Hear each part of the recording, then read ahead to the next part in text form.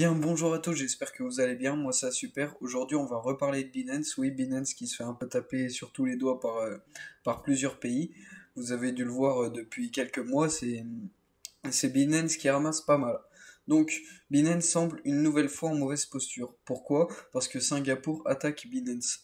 On va voir en quoi ils attaquent et pourquoi ils attaquent.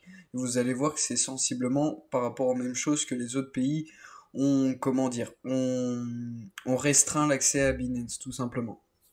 Exemple, l'Allemagne reprochait à Binance de commercialiser des actions via des stock coins. Alors les stock coins, c'est quoi? C'est des actions en fait achetées par des...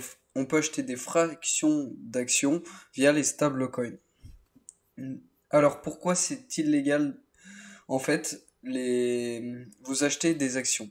Les actions, vous avez l'information de la société, tout ce qui en suit, toutes les informations reliant à cette société. Et c'est interdit parce que justement, ils ne se sont pas donné la peine de donner toutes ces informations de la société, et on achète sans vraiment savoir, alors que dans la loi, il est stipulé qu'on doit vraiment avoir des informations, sur quelle société on investit, qu'est-ce qu'ils font, enfin voilà, avoir un panel d'informations, c'est pour ça que vous le voyez si vous faites de la bourse, mais il y a toujours un panel d'informations avant d'investir bien évidemment dans une action, tout simplement, dans une société. Ensuite de ça, la vente d'actions, voilà, c'est ce que je vous avais dit. Le Royaume-Uni a mené une forte répression contre Binance. Commercialisation de Binance Future mise en cause. Alors Binance Future est une plateforme créée en 2019 où on peut mettre des effets de levier et parier à la baisse et à la hausse. On sait très bien qu'il y a une limite sur ces effets de levier au niveau de ces crypto-monnaies et que c'est très mal vu. Et c'est pour ça que cette plateforme a mal été vue et mal vécue par le Royaume-Uni. Ensuite de ça, ils se sont alliés avec les banques et les banques ont restreint les virements au niveau de Binance et des banques tout simplement pour limiter complètement les gens qui achètent chez Binance.